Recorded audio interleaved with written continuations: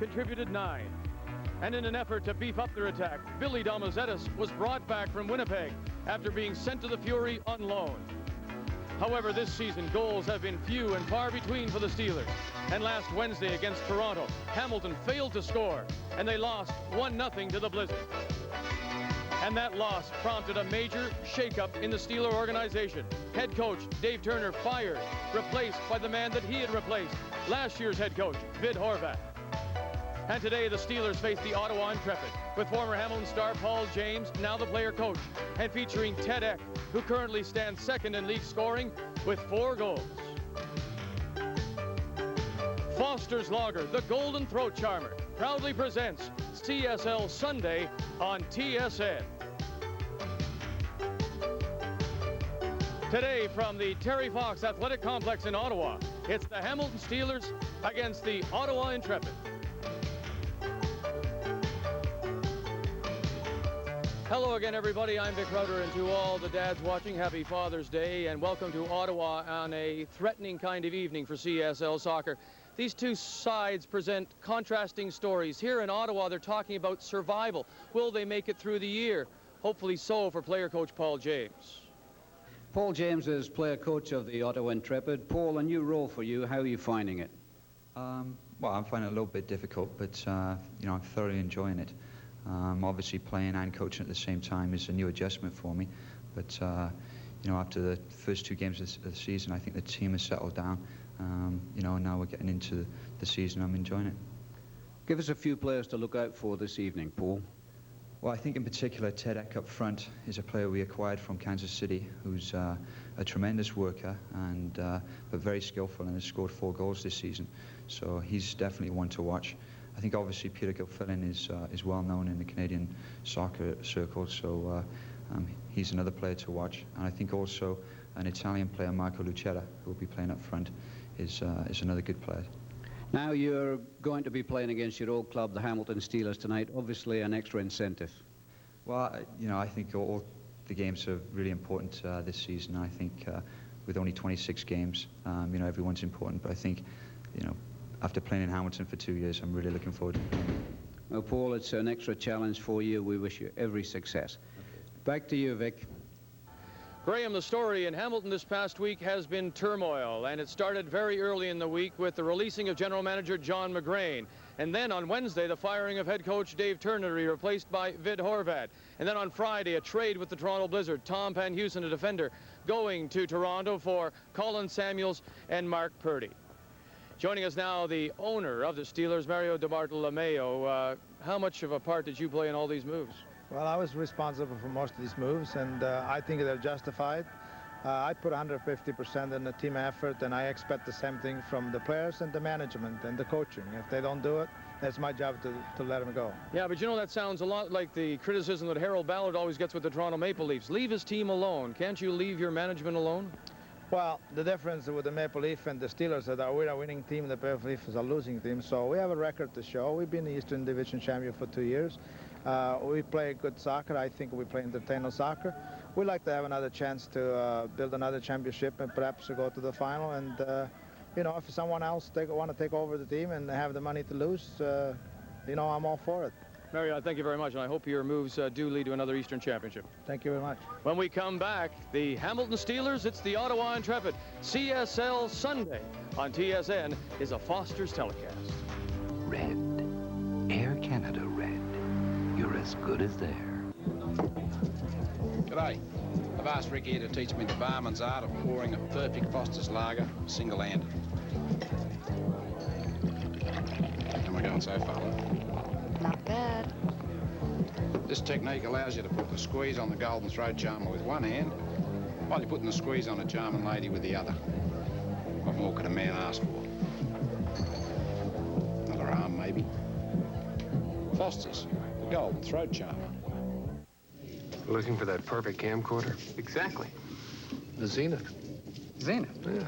Uses a full-size VHS cassette. It has the latest professional features, and it's fully automatic. Great. Or, if you want something smaller, yeah, the Zenith. Zenith. It's a compact VHS. Autofocus, really easy to use, and it's surprisingly affordable. So it's the Zenith. Or the Zenith. I think I'm leaning toward the Zenith. Good choice. Second on his way to third. He's being waved home. The ball in the corner. There should be a play at the plate. They've got Hernandez cold. He's out of there. The Expos battle the New York Mets live from Shea Stadium Monday starting at 7:30 Eastern and only on TSN. Well, this will make the owners of the Ottawa Intrepid very happy. There you see the lineup as they pour into Terry Fox Stadium. And inside, well, it started to rain a little bit on this threatening evening, but that hasn't kept the crowd away. They had 2,400 for their opener. They had 700 this past week, and this night they may set an attendance record of more than 2,500 people. Graham Leggett, let's take a look at the starting 11 for Hamilton and Vid Horvat now. Well, Vid Horvath is going with a 4-4-2. Paul Dolan in goal. Across the back for Johnston, Di Pasquale, Morrow and Boyne. Midfield for Ianiero, Cesaretta, Ferguson and Clue. And up front, Amadeo Gasparini and Alec Bunbury. The starting goalkeeper for Hamilton is the 23-year-old Paul Dolan in his second season, 6'4". Right now the #1 goalkeeper in the league. 4 games, a .50 goals against average. And for Paul James and his starting 11. Well, player coach Paul James puts himself at right back just in front of Rosenfeld and joining Stewart, Tomasetti and Gilfillan in the back 4. Lloyd, Jewett, Pecos and Wilkinson are the midfield 4. And up front, watch for Eck and Luqueta. The starting keeper for the Ottawa Intrepid, 22-year-old Tim Rosenfeld in his first season here in the nation's capital after playing the first 2 years behind Pat Onstad in Winnipeg. These two teams tied for 3rd place in the Eastern Division, both teams with 4 points. However, Hamilton has played 4 games, Ottawa has played 5. Your referee from Toronto is Mr. Tony Evangelista. The whistle is blown and we're underway here at Terry Fox Stadium. The Steelers in their yellow tops with the black shoulders and their black pants, yellow socks. There's Mr. Evangelista, while the Intrepid are in their white tops, blue pants and white socks. And this field is very compact, and when we've been here in the past, everyone is on top of each other. Well, I don't think they'll be on top of each other for long, because I think this Ottawa side, they're riding a 3-game unbeaten streak. They'll be trying to put early pressure on the visitors, Hamilton. So they'll try and spread the game out. John Stewart pushes it into touch for Ottawa. Billy Johnstone, the starting right fullback, with the throw in for the Steelers. Looks at Ferguson, then moves away. Amadeo Gasparini, Bunbury is up front, looking for Gasparini, but it's taken quickly by Stewart. It played upfield. And into touch. There's Vid Horvat, a very nice man, and he said to me the other day, you know, I had to show a little sense of loyalty. I didn't expect to come back, but when Mario DiBartolomeo called, well, then I answered. And the foul is on Gasparini as he backed into the defender, and so it'll be free ball for the Intrepid, and it's James, the player coach, looking forward for Luqueta. And a little too far. Di Pasquale plays it for Dolan. And after a brief rain shower, the sun is now starting to peek through at the eastern end of the stadium. And so maybe the clouds are past us here in Ottawa. Julian Loy on the far side. And we'll notice a lot of balls going into touch because it runs very quickly, and there just isn't that kind of width here. Plus, the field is a little bit greasy. We've had a lot of rain in Ottawa today. In fact, it was pouring at 5 o'clock, and I felt that perhaps that would keep the crowd away, but this crowd was responding to an article in the paper this morning that said that perhaps the Ottawa franchise wouldn't last past this evening. I think it's going to, because it's a super crowd here at the Terry Fox Stadium. Stewart plays it up, looking for Tedek. James now moves up and booms it downfield, but no one is there, and it goes right to Dolan.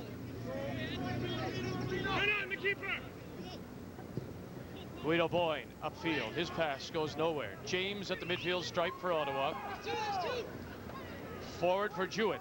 Intercepted by Guido Boyne and played upfield. There's Gasparini wearing the big 33. Gasparini in a battle with Stewart, and Stewart gets back to take it away from Amadeo Gasparini. He wanted number 33, and that's what they got him, number 33. You don't see it that often in the sport of soccer, but he has it, number 33, Amadeo Gasparini. Fred Jewett at midfield. Peter Gilfillan. This is Marco Lucchetta into the middle. Morrow clears it away just outside the box. Cesaretto clears. Wilkinson tees it up, but Dolan was there as it sort of skipped off a player and then to Dolan.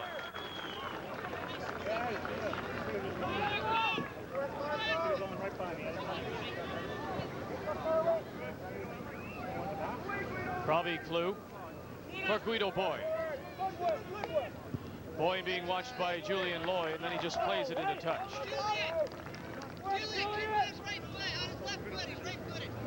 Guido Boy, the 21-year-old, former member of the Canadian national youth team, attending Mohawk College in his first year with the Steelers.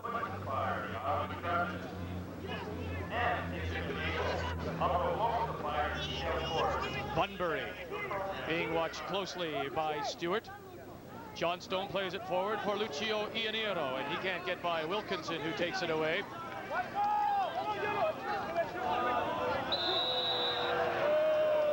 The linesman, Mr. Adriano Brunetti, saying it went off the Intrepid player. Throw in for the Steelers, looking for Gasparini, and Stewart there to mark him.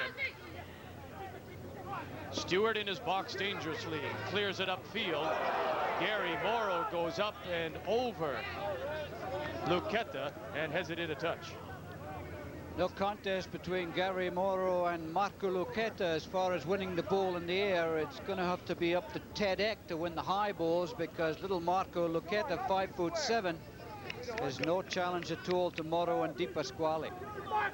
Peter Gilfillan with the throw in for the Intrepid. We're just underway here at the Terry Fox Athletic Complex. The Hamilton Steelers, Ottawa Intrepid. CSL Sunday on TSN. Jewett can't get away. Bunbury, Cesaretto forward. And Stewart is there to cut off the pass. Morrow heads it for Johnstone. Wilkinson up to mark him and into touch. Ted Eck, the 22-year-old import from Springfield, Illinois, the forward for the Ottawa Intrepid, scored 12 goals this past season with the MASL Kansas City Comets, and he has 4 goals so far this season. No turn, no turn, no turn. Bunbury for Gasparini, little flick on for Bunbury. Controlled well by Lino Tomasetti. Gilfillan near side for Marchetti, and it gets by him and into touch. Throw in for Gilfillan. Let's go, come on, let's go.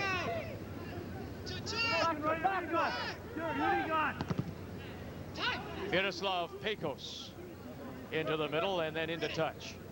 One thing about this Ottawa side, they have scored the most goals in the East this season, Graham. They have 7, but they've given up the most 9. That's the big problem.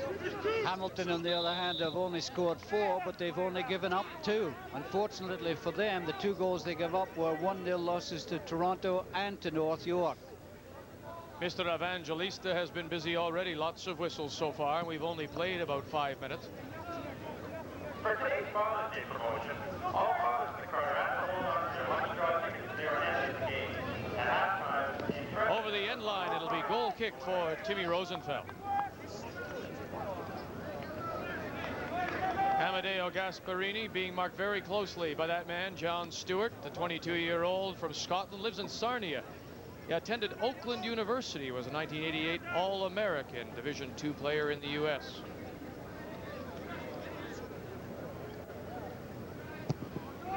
Rosenfeld upfield. It'll die at the midfield stripe. Paul James and headed into touch. The Ottawa Intrepid with 1 win, 2 losses and 2 ties, while Hamilton has 2 wins and 2 losses in their 4 games. Near side, Gilfillan as the Intrepid move to the attack. The long ball for Neil Wilkinson. We saw him last week with Vancouver, and right after the game, the win over Calgary, he headed east to join the Intrepid. Billy, come on! Don't worry about it, relax. Get it in, get it in! Lucchetta has a chance. He goes for the far post and puts it wide, but that's the kind of thing we've been told to look for from number 11, Marco Lucchetta, in his first season. Played in the Italian 3rd division. He's a native of Treviso. There you see the ¡1 keeper is in the game here in Ottawa. Hamilton's Paul Dolan. 2 shutouts already. He had 10 last season. Upfield for Bunbury.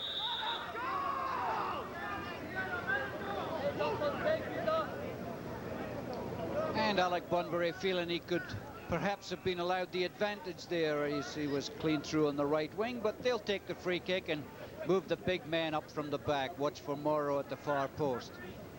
Drew Ferguson to take this set kick. Gasparini moves. So does Bunbury. Gasparini! Oh, what a save by Tim Rosenfeld.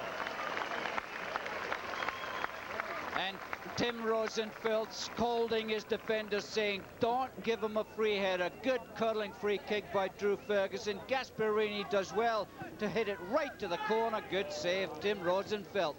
The ball still bouncing around the box, and then finally over the bar after the corner kick by Cesaretta. But the first big save of the game from Tim Rosenfeld. Tim, of course, has lived a little bit in the shadow of his better-known brother Brian, but that was a terrific save.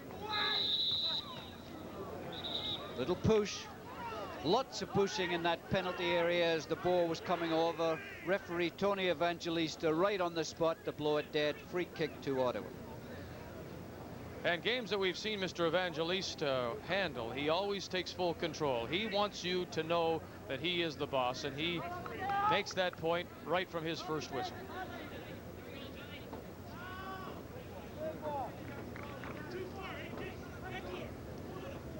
Tim Rosenfeld will put the ball down, and it is Lino Tomasetti taking the kick upfield, nodded on by Eck. Well done, Johnny. Good cover. You gotta do it. You gotta do it, Johnny. Hey, that's one. That's one already. Georgie, sort that out. 10 minutes gone here in the first half. Paul James saying that he finds it a little bit difficult to be both a player and a coach, and it's an adjustment for him, but certainly when the offer came to be the coach here, he couldn't turn it down. That's what so many people aspire to. And Paul James has never been the kind of player who would back away from a challenge. This certainly is a challenge to take over Ottawa, but I think that Paul James so far has done a good job. He knows the game. He's played a long time. He's very experienced, and he's still young enough to give a good performance as a right back or a midfield player for this Ottawa side. Ahead for Bunbury. He's there, turns on it, but Tomasetti was just there enough to get a foot in to deflect the shot. Ferguson plays it forward. Now it's Guido Boyne moving up from his left fullback spot. On the far side, Julian Loy now plays it back for his keeper, Rosenfeld, and they'll come to the near side, the Intrepid, and they'll try it this way. Gilfillan, and the ball ran just a little too quickly. Cesaretta throws it in, has it taken away as Loy and Gilfillan gang up on him. Gasparini, who missed that great header opportunity. Stewart. Too far for Marco Lucchetta. And now they continue to serve the ball back and forth. It looks more like a tennis match up and down the field. Lino Tomasetti. For Eck. Former keeper with the Ottawa Intrepid. That's Don Ferguson, the 29-year-old, in his first season. He was part of the trade with Hamilton that brought Paul James, Peter Gilfillan to Ottawa. And the rumor is that Don Ferguson could be on his way again.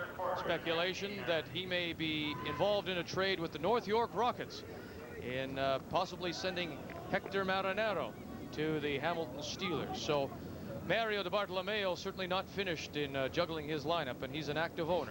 He certainly is an active owner, but I'm not surprised that Don Ferguson is not happy sitting on the bench. He's too good a goalkeeper to be sitting on the bench. He doesn't like playing second fiddle, and he proved last year that he can keep going with the best of them. One thing, as I've said so often before, this Canadian Soccer League doesn't have a bad goalkeeper in it. We have some outstanding goalkeepers.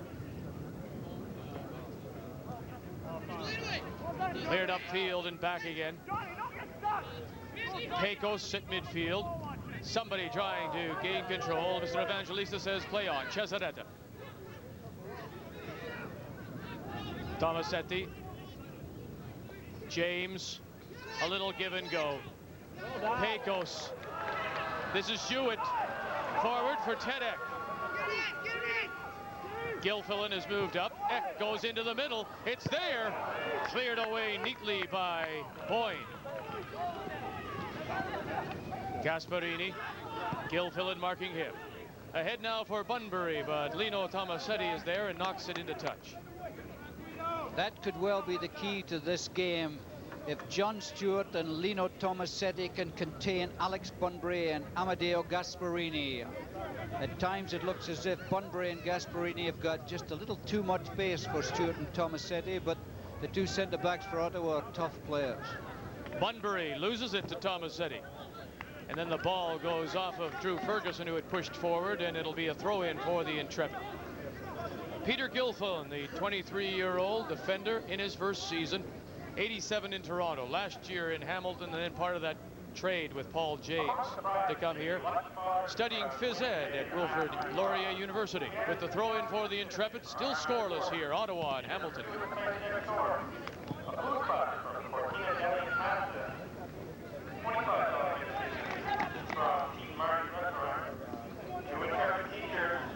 Billy Johnstone will once again take the throw in, the right fullback for the Steelers. Looks to loft it over the heads of the Intrepid defenders, looking for Gasparini. They always seem to look for Gasparini. Di Pasquale. Chazaretta. Eck is there to take the ball away. Pecos for Jewett, and this is Gilfillan for Eck, who heels it back and in control. What a nice play. This is Jewett. Jewett brought down on the sliding tackle by Guido Boyne. They were looking for the foul, but they didn't get it. There's Tedek. 4 goals so far this season for the native of Springfield, Illinois.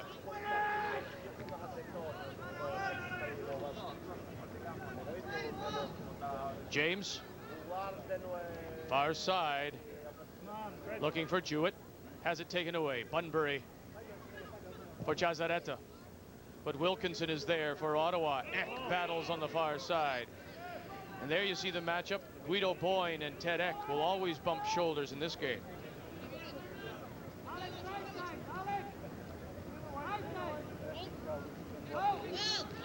CSL Sunday, a Foster's telecast, and we're scoreless.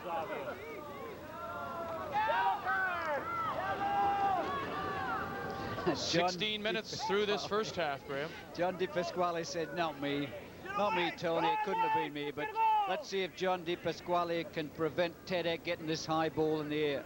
Paul James to take the free kick. Lofts it in the box. Eck is there, but so is Dolan.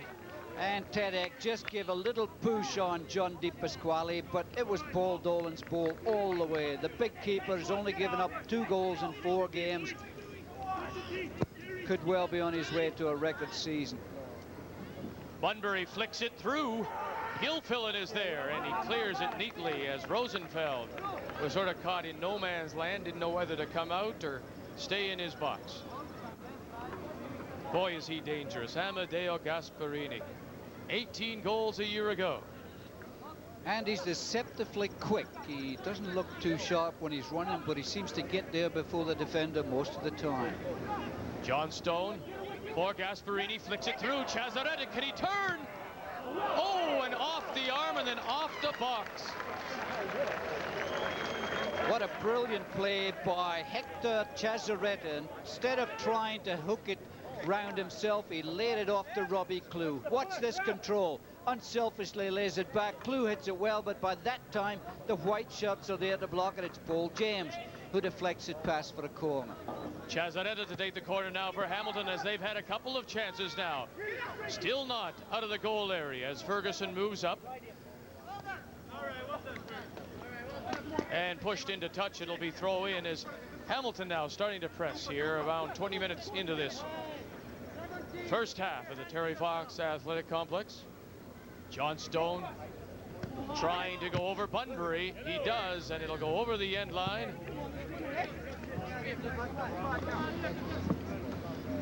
Alex Bunbury, happy birthday, Alex. Celebrating his 22nd anniversary, or anniversary, his birthday today. And member of the 1988 national indoor team that competed in the Netherlands this past spring. Chazaretta, looking for Gasparini, and with him was Eck as they put the two big men together. Eck heads it forward for the Intrepid, but no one was there. Ferguson then gives it away to Gilfillan. Di Pasquale controls for Hamilton. Tomasetti, Bunbury brings it down from the clouds. Now tries to work through himself. Bunbury still in control, and then he cuts it across the goal area.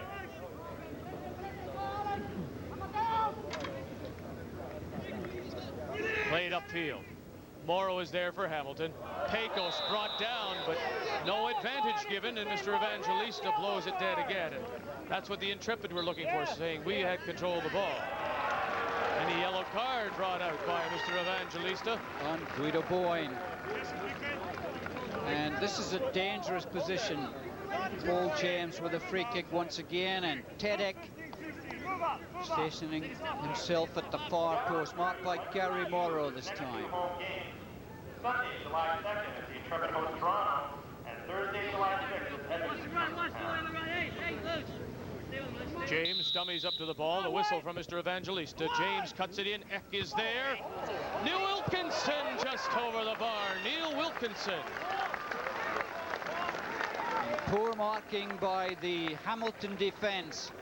Gary Morrow challenged Tedek, but it was Neil Wilkinson who crept in, had a free header, but tried to power it a little bit too much, and it went over the crossbar. Ianiero, John Stone, Bunbury. There you see the time remaining in the first half. 25 minutes, still scoreless, Hamilton and Ottawa. CSL Sunday on TSA. Eck gets away from Di Pasquale, but Ferguson coming back to help out. Little unorthodox clearance by Paul Dolan there. He's not afraid to come out of his box and play like an outfield player. Almost plays like a sweeper at the back there at times. Good touch forward.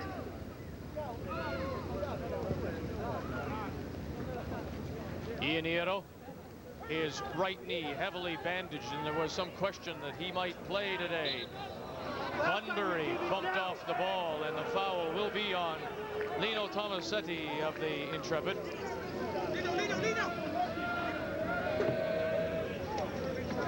I think Bunbury a little fortunate to get that free kick. He'd lost possession. He was not going to get to the ball, decided to give up on it, and was a little fortunate to get the free kick, I thought. Ferguson cuts it in, and a whistle again from Mr. Evangelista, asking the Intrepid player to move back. Wilkinson. Something we've seen now last year and again this year. The referees, that's a FIFA mandate, is it not, that they want them 10 yards back? Well, it's always been in the rules. They've never enforced it so strictly. Lots of encroachment. Clue tries to one-time the volley, goes over the bar. A reminder to stay with us right after the game for the TSN Turning Point. And of course, it's brought to you by Mita. Unlike other cochlear companies, at Mita, we only have... Vic Roeder and Graham Leggett with you. CSL Sunday from Terry Fox Athletic Complex in Ottawa. The Intrepid and the Hamilton Steelers scoreless midway through this first half. And as well as picking the Mita Turning Point, we'll be picking the Foster's Player of the Game. Hope you'll join in with us at home. Tedek. Oh my, it bounced off of Di Pasquale, and then it hung up like a little bit of a knuckleball, and Dolan had to play it like a catcher. Good effort by Tedek. It was running nicely. He decided to hit it. Watch the tackle by John Di Pasquale. Deflects it high. Luckily, Paul Dolan is able to recover and tip it over. That could have been very, very awkward. Good save. Good try by Tedek. Marco Lucchetta to take this corner kick for the Intrepid. Tedek certainly not afraid to have a go. He's had 15 shots on goal to date. Over the box, headed back. And finally cleared by Boyne. James has moved up. James will try it himself. Now it's Eck. Bumped off the ball in the box, and Dolan is there for Hamilton. And that time, Tedek's first touch wasn't good enough. Had he controlled it first time, he had a clear break on goal. Bad control, bad bounce.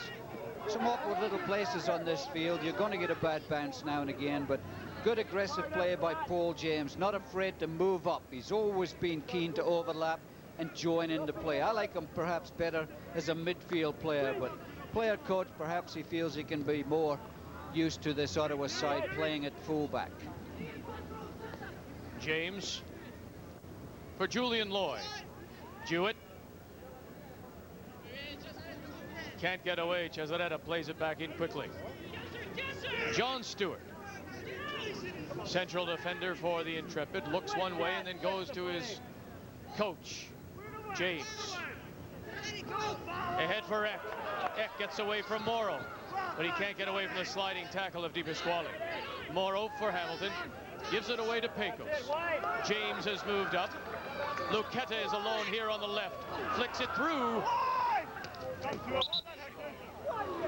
And the boot and the studs came up, and the foul is on Miroslav Pecos. Let's go right there. Yeah, John, hold up. Okay. Dolan puts the ball down outside his area, and he'll play it from the ground.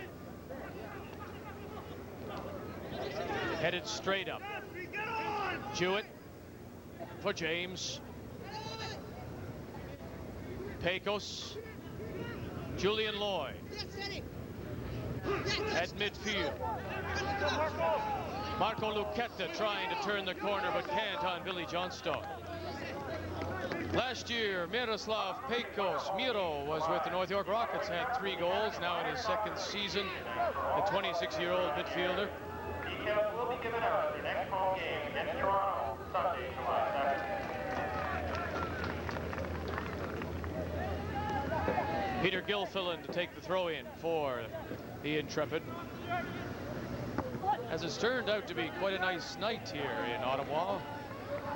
I'm so glad, because the Ottawa people involved with the club have put so much work into this game, and it was so disappointing to get here at 5 o'clock and see it pouring rain. Luckily, the skies have cleared in time for the crowd to come, and the crowd looks just super, and they're being entertained. This is a very interesting game. Well, something that Paul James wanted to instill in his team was one that would attack and be entertaining. He knew he would give up some goals at the back, and maybe that's one of his, as you suggest, a reason for him playing at the back, so maybe he can help tighten things up a bit. Well, it's always easier to control a team from the back.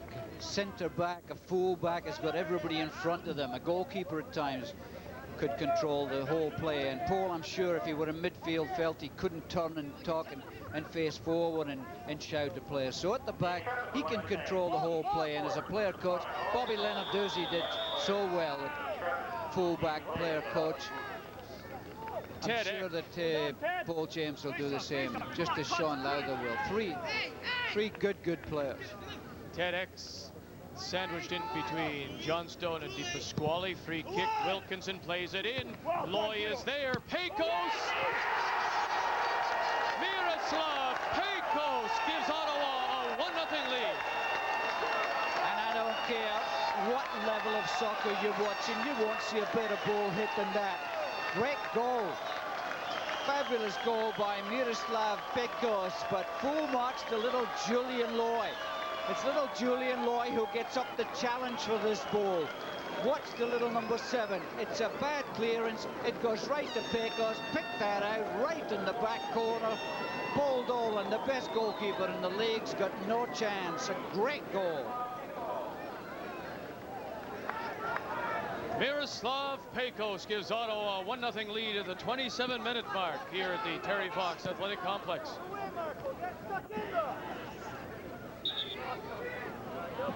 The foul is on Jewett, the Ottawa midfielder. Free kick for the Steelers. Taken quickly. Thomas Eddy intercepts the pass, and here come the Ottawa Intrepid. Wilkinson forward for Marco Lucchetti. Will it run? And it does. It runs just a little too far and into touch. A little bit of a camber on this field. That anything played in front of them wide on the wing tends to keep running. The slope takes it out of touch. You know what? It's very much like any kind of artificial surface where they have the drainage, the hump. Yeah, Exhibition Stadium, a good example. I remember when the Blizzard used to play there. Anything played to the wings and it would run out of bounds. But not at the Sky Dome. Chazaretta plays it forward, and Tomasetti is there, and James now controls from his right fullback spot for the Ottawa Intrepid. Oh, what a neat little flick on by Lucchetti, who tries to work the give and go with Eck, but Dolan then beat him to the ball. Come on, keeper, let's go.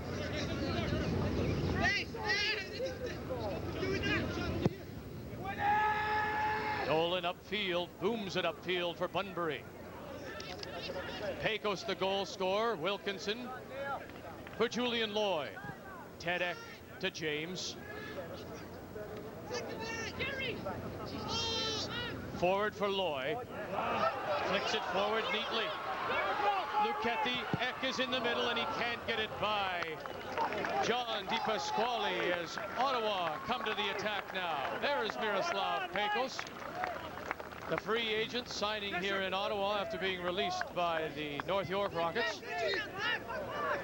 Loy played back and across and finally cleared. Not out though. Still in control. Pecos again. Waited too long. James will try and he puts it over the bar. Well, Hamilton Steelers can thank John DiPasquale for blocking that shot.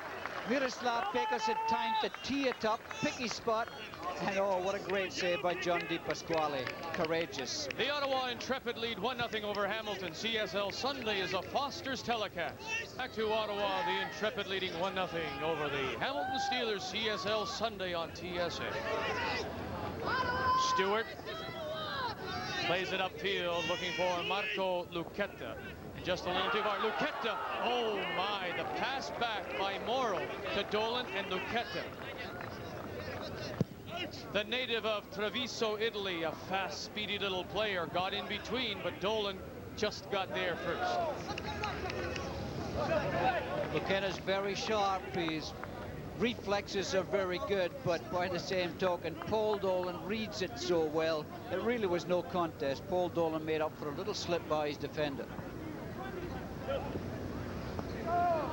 Gilfillan with the throw in for Ottawa.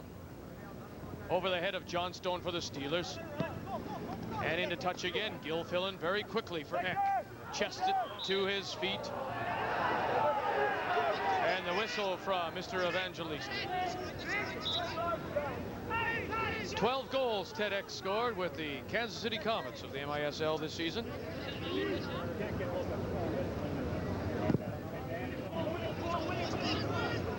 James heads it forward for Loy. Boyne has moved up, looks for Bunbury, but can't get it by all the forest of white shirts. James now for Ottawa, and it's over the end line. It'll be corner kick for Hamilton. Good challenge by Guido Boyne.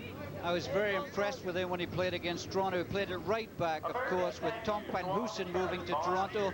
Guido Boyne has gone over to left back, and Billy Johnston comes in at right back. DiPasquale, Bunbury, Gasparini are all in the box. Headed down and by Alex Bunbury. And perhaps it would have been better had he missed it, because Gary Morrow was coming in for a free header. Very dangerous in the air. This ball is not headed all that well. It's just a little flick. And Gary Morrow, out of your picture, is coming in just on the left there for a free header. Alex Bunbury deflected it past him. But for a centre forward, when you see the net and you see the ball, you don't know who's behind you. You just have a go at it. Jewett battles with Chazaretta. Bunbury. Gasparini can't get away. Ted Eck loses control. And now the marking very tight. Johnstone and Eck can't get there. 33 minutes have been played so far in this first half. Miroslav Pecos with a goal at 27 minutes has given Ottawa the 1-0 lead. The winner takes over sole possession of third place in the Eastern Division. Bunbury and Lino Tomasetti battle, and Tomasetti goes down. Alex says, who, me? Not me. Just about took Lino Tomasetti's pants off. You can see the string lying there. Good challenge, though, by Alex Bunbury. Centre half usually has the edge and strength, but nice to see a forward have a go back. Being a forward, or an old forward, a very old forward, I like to see that. Headed forward, Morrow cuts it off. Julian Loy can't get away for Ottawa. Gasparini now surrounded by Intrepid players, and it goes into touch. If Gasparini is going to see some room, he's going to have to work for it, because as soon as he gets the ball, he is surrounded. Gasparini. Jewett clears it upfield. Loy is brought down by Cesaretta.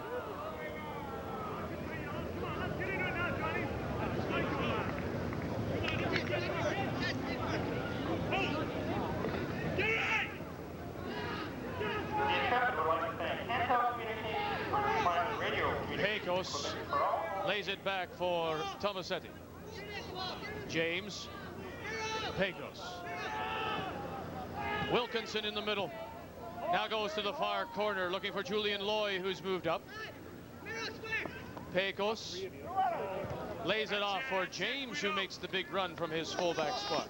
Great run by Paul James, but Guido Boyne had read it so well. He kept his eye on the runner, not on the ball, and was able to block Paul James there. But Paul James so dangerous when he's coming forward. Dolan upfield looking for Bunbury. Stewart wins the battle in the air. This is Wilkinson. Eck. Behind Jewett. Ianiero trying to get away, can't turn the corner, and that's where the lack of width comes into play. Another couple of yards and he may have been able to make the turn, but not here at Terry Fox. Bunbury. Chazaretta. Johnstone for Robbie Clew, who has come over to the right side now. He and Ianiero have switched wings.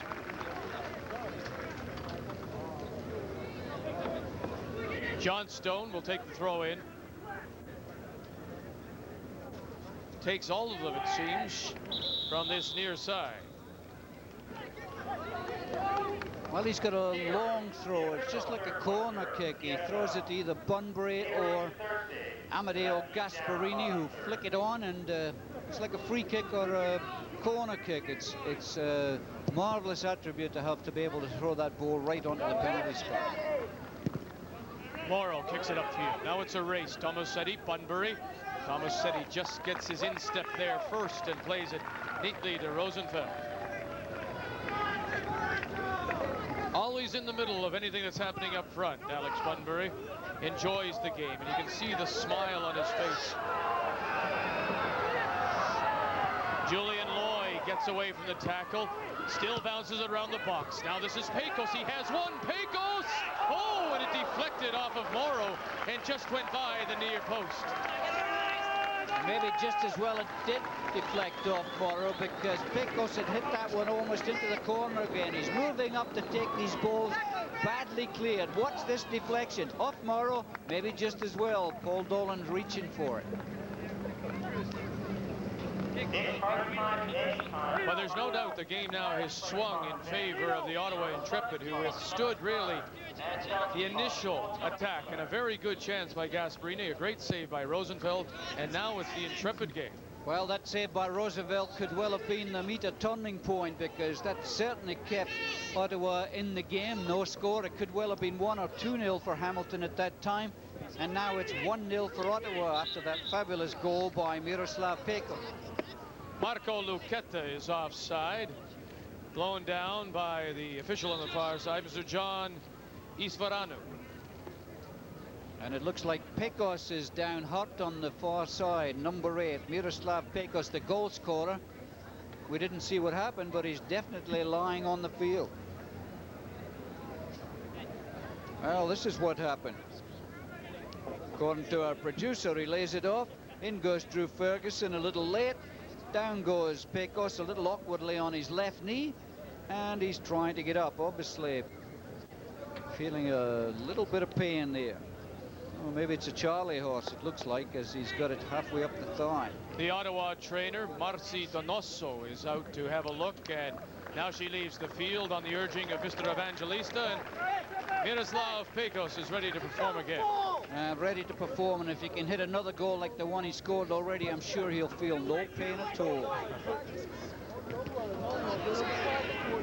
You're saying that goals are as good as the magic sponge? They certainly are. There's not a striker in the business wouldn't risk a bump in the head or a cut eye to get a goal like Pecos just scored. Believe me, it's well worth the sacrifice.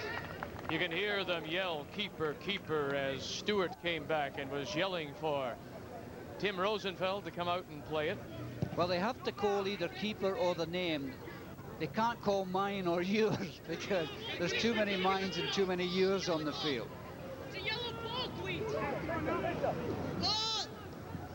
Coming up to 5 minutes remaining here in this first half. 1-0 Ottawa leading the Hamilton Steelers. CSL Sunday on TSN.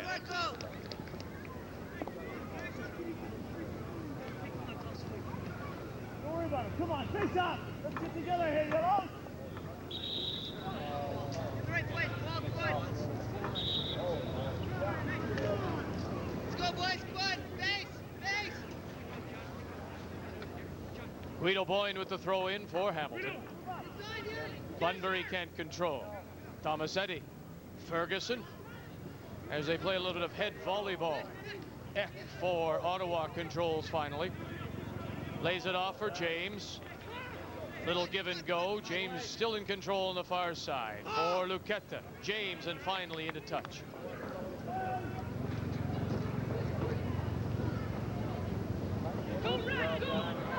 Lucio Ianiero.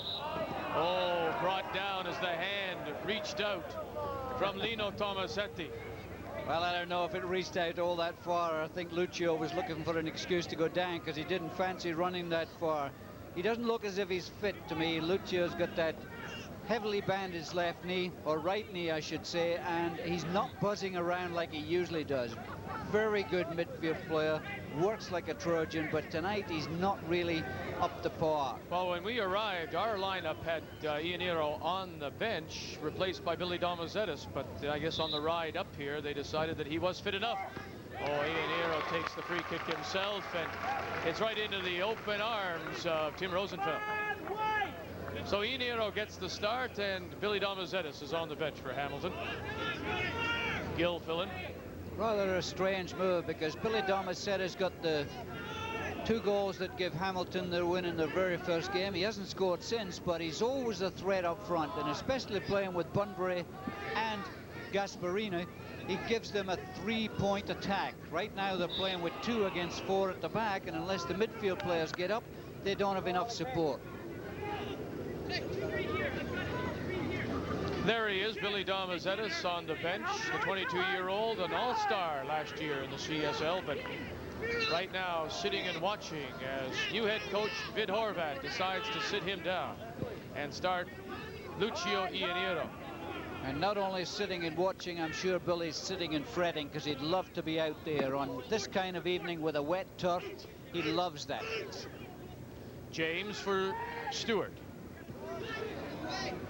The pass for Julian Loy, cut off. Bunbury plays it forward. James there for Ottawa. About 2.5 minutes remaining now in this first half. Eck. James overlapping. Loy moves up. Lloyd moves up till he got kicked back by Guido Boyne. Came right through Julian Lloyd to get the ball there. A little fortunate that he wasn't punished by Tony Evangelista. Ianiero can't control. Gilfillan plays it into touch. John Stone looking for Bunbury. Tomasetti is right there. Stewart plays it back with Gasparini making a run, but no danger for the keeper, Tim Rosenfeld.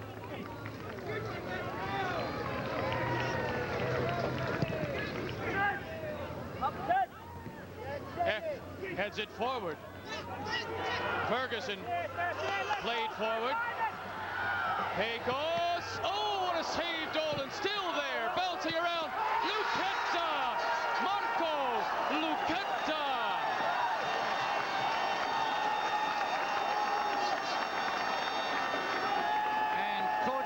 James started Marco Lucchetta instead of Ed McNally this evening, and it's paid off. Marco Lucchetta.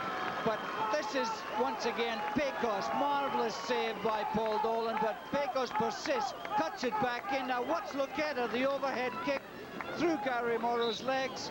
It's 2-0 Ottawa.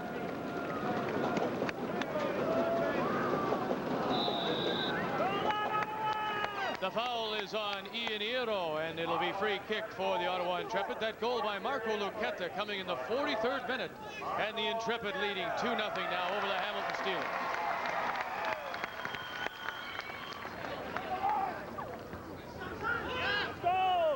Wilkinson. Lucchetta, the goal scorer, trying to get away from John Stone. Wilkinson through for Gilfillan, who's moved up. And it'll go way into touch.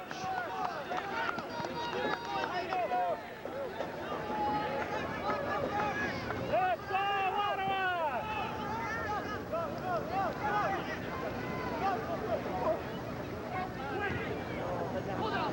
Bunbury. A long way back for the Steelers now as they trail 2-0 nearing halftime here in Ottawa. Bunbury. Chazaret is in the middle. He goes across. Intercepted by James. The long ball for James, and there was no way that Paul was going to make that kind of run.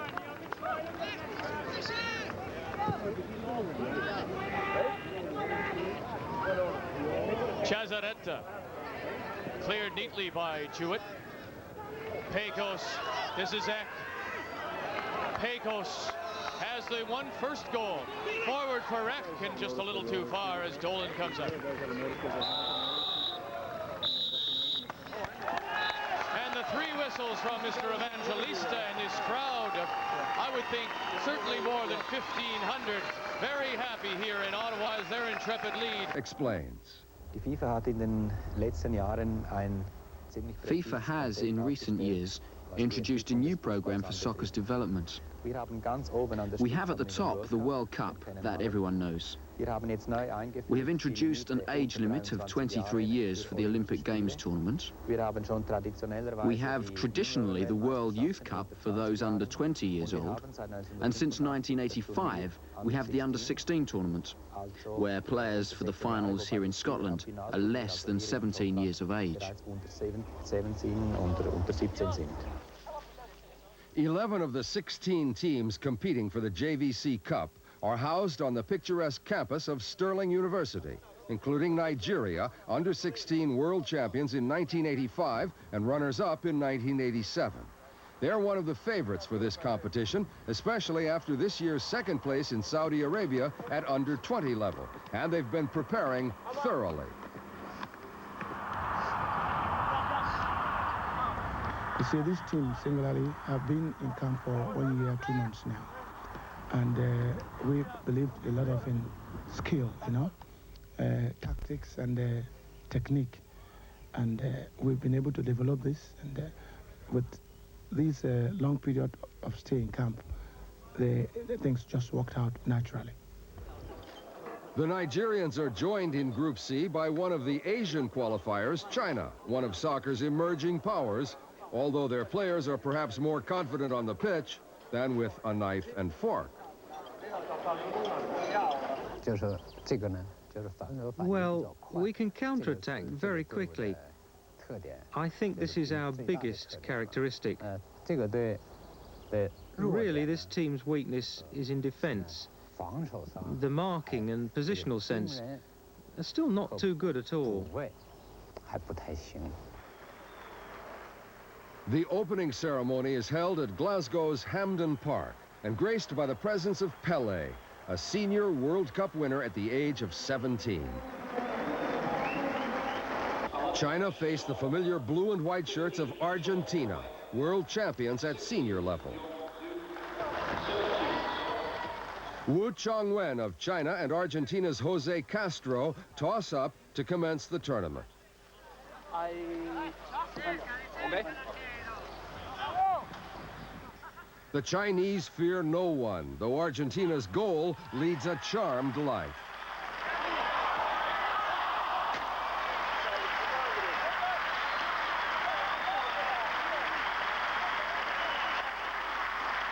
In the second half, play becomes rougher. Chinese Captain Wu is tackled heavily from behind.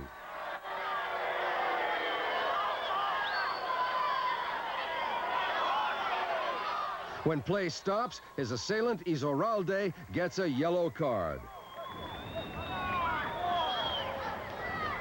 But 3 cautions further on, Wu himself mistimes a tackle.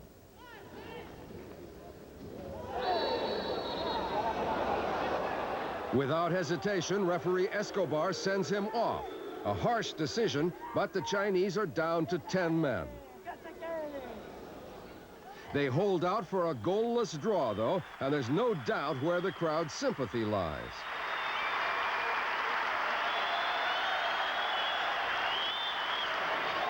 Next up are the all-singing, all-dancing Nigerians. However, there's a big difference between playing conditions in Africa and in Scotland.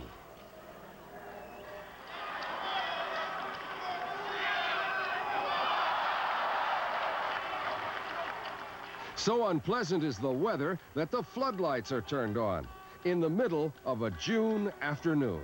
It spurs the Nigerians into action.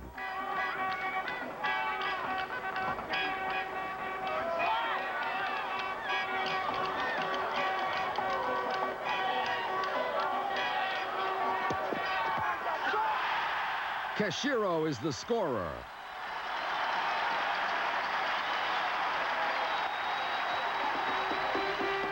The Nigerian supporters, encouraging their team to victory, have more to celebrate in the second half.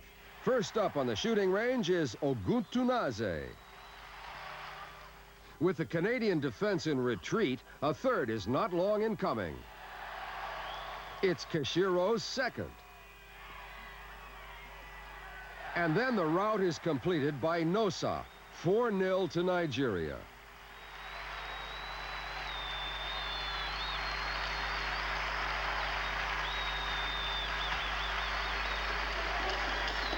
So the team and their fans open the competition in sparkling form and are already dreaming of once more lifting the JVC Cup.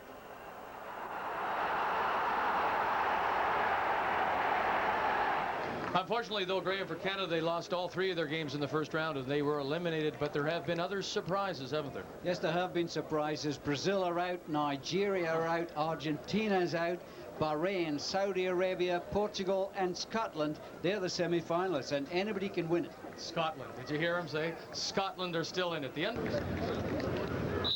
The whistle, and we're underway. The Ottawa Intrepid again in white tops, blue shorts, and white socks against the Steelers in the traditional Hamilton gold and black. Guido Boyne plays it forward, looking for Gasparini. And that save by Tim Rosenfeld could well be the meter turning point, and Miroslav Pekos could well be the fastest player of the game. Keep your eyes open, folks. Join in with us. We'll pick both of these at the end of the match. Gasparini battles with Stewart, and he'll push it over the end line, and very quickly the Hamilton Steelers come on the attack with a corner. There's the first goal scorer at 27 minutes, Miroslav Pekos.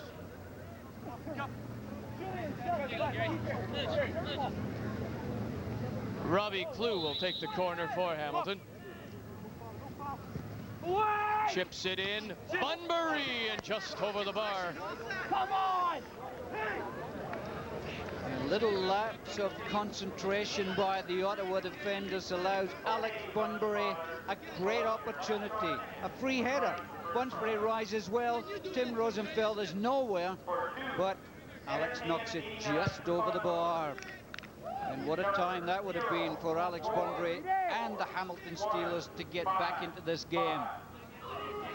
Ottawa cannot take these 2 strikers lightly. Bunbury and Gasparini can create chances from nothing. Bunbury, Tomasetti watching him. Ianiro moves up to the far side. Gilfillan over to Mark for Ottawa. For Bunbury, Tomasetti. Bunbury turns, and there is Rosenfeld. if you're Ottawa, certainly I don't think you want to change your plan either. They've done very well moving up and down the field. To sit back now and protect may be dangerous as well.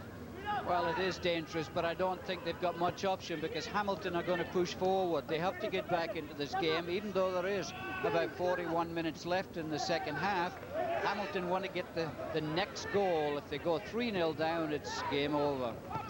James for Pecos, kept in by Loy, and then Hamilton takes over. James.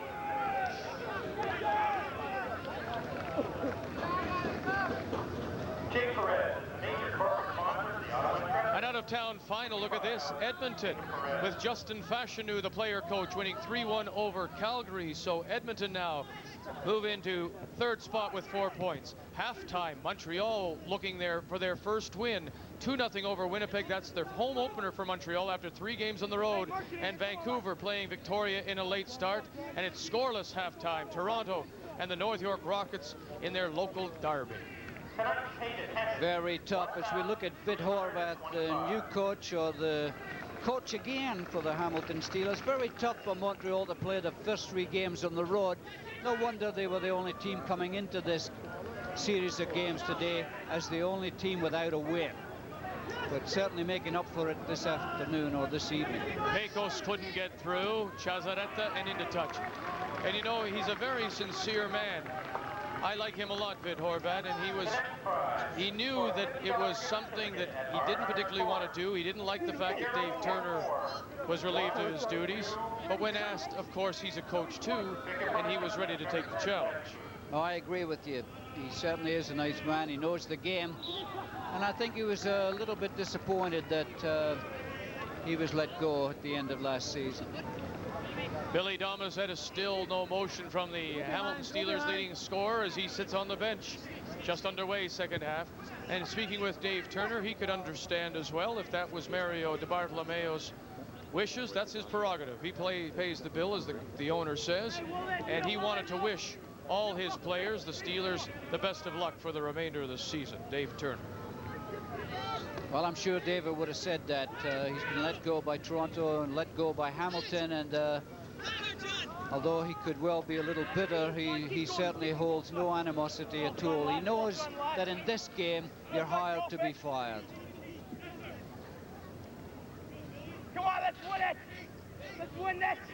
And if you're employed by Mario DiBartolomeo, who's his own man, 100%, you're hired to be fired more often. Bunbury just outside the box, plays it for Ianiero. Ianiero trying to turn on Gilfil and the former teammates of 2 years ago, and he can't. And there is Mario DiBartolomeo on the far side. There's a stand on the far side of this field, the only stand, and he sits there by himself, along with his daughters.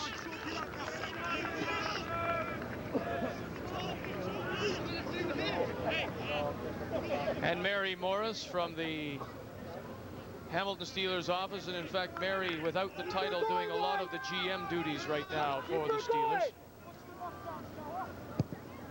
She certainly does. Mary is the epitome of enthusiasm. When you ring the Hamilton Steelers office, you hope that it's Mary that answers the phone. Always a wisecrack from Mary. She certainly is super. There's Mary in the yellow sweater talking with Mr. DiBartolomeo. Crossed into the middle, looking for Neil Wilkinson. Will it run just a little too far? And it does, and it'll be a throw-in for the Steelers and Billy Johnstone. Good cross by Marco Lucchetta, a curving cross. And with Tedek coming to the near post, he was hoping that Neil Wilkinson would get in behind him and nick it into the net, but couldn't quite react quickly enough, Neil Wilkinson. There's Neil Wilkinson. We saw him last week in '88. He had a couple of goals for Winnipeg. Then he was signed on an interim basis by Bobby Lenarduzzi because he was missing so many players and with the injuries. And then after scoring a goal, well, he was let go and released, and he comes here to Ottawa. And it's probably a very good acquisition for Paul James because he has that experience. Certainly is. He scored the first goal of the season here for the 86ers against this very same Ottawa Intrepid side. Third-year phys ed student. I tell you one thing about this Ottawa side. It may not be the best in the country, but it certainly is the best educated. There's about 7 degrees in this Ottawa Intrepid side. There you see Toronto right now in first place, but Montreal leading. They could suddenly move into a very good position, only 2 points back if they hold on to win. And this game certainly for third place and possible tie with North York should they lose to Toronto. So a big game between Ottawa and Hamilton. And right now the Intrepid in control, leading 2-0. And if the Supra hold on to win today, then it'll make it a very tight race in the East indeed, because there is no team out of it. Stewart defending for Ottawa, plays it into touch. And you can slowly feel Hamilton moving everybody upfield now. They've got to get one, I would think, pretty quickly. Well, they have to get the next goal. We've said that already, but they cannot afford to throw everybody forward. Look, Gasparini just at the top of the box. Bunbury, and it's cleared away neatly by Tomasetti. Johnstone plays it up. Jewett trying to clear. Now it's cleared away by Gilfillan. Kept in play on a nice run by Wilkinson. And any coach watching this game will have said if Amadeo Gasparini's first touch had been okay, he would have perhaps scored there. The first touch so important. We saw Ted Eck in the first half miscontrol the first touch. The first touch is the one that sets it up. He had a great chance there, miscontrolled the first touch. By the time he took 2-3 touches to key it up, then the white shirts were on him. And last year he was the third leading scorer with 18. Zelko Adzic from Hamilton has left the Steelers, and this year he is playing in Australia. But there you see Catliffe and Mobilio expected to dominate, certainly from Vancouver, although Mobilio is probably seeing his second game today. There's the first goal for Hamilton, and it's very quickly, and it was Drew Ferguson off a bad clearing play, and it's 2-1. Drew Ferguson has scored for Hamilton. And that's the goal the Hamilton Steelers desperately needed. Once again, the long throw. It's misheaded in. Now watch Drew Ferguson follow up, knock it in, and it's 2-1. There's the long throw. It's so valuable. A misheader again. The ball's deflected back. Watch Drew Ferguson, played centre half in our last telecast. I said then he can play anywhere. Great goal, Drew. You don't score many. That's a very valuable one. And that goal by Drew Ferguson comes at the 54-minute mark. Here's Lucetta. Can he turn the corner? Lucetta! Oh, and Dolan makes the save.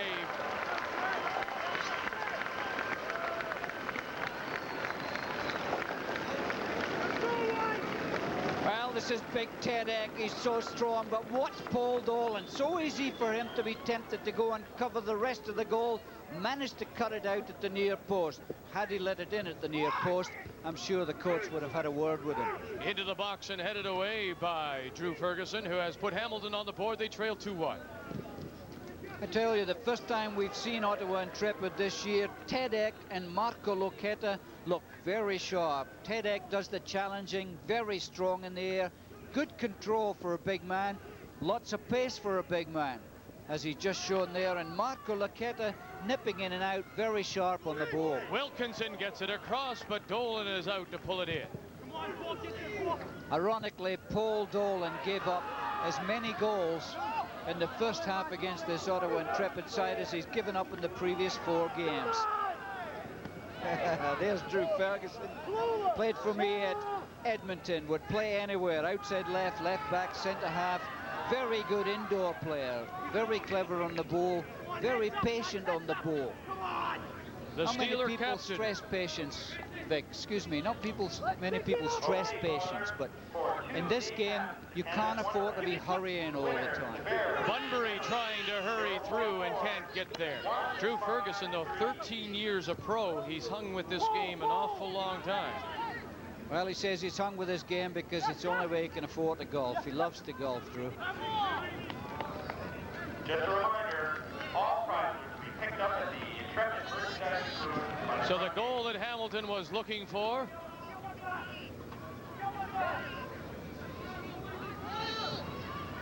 Eck for Loy and he gives it away. Cesaretta ahead for Bunbury. Tomasetti watching him, and then it's Jewett taking away. Wilkinson for Gilfillan on the far side. Gilfillan with a nice move to get away from Ianiero. Pecos. Oh, just off the sliding Moro. And then cleared away as Pecos cut across the box and tried to get his second. We've played 12 minutes of this second half, and we've got a game now. It's 2-1, Ottawa leading the Hamilton Steelers here at the Terry Fox Athletic Complex. Vic Rauter along with Graham Leggett. CSL Sunday on TSN.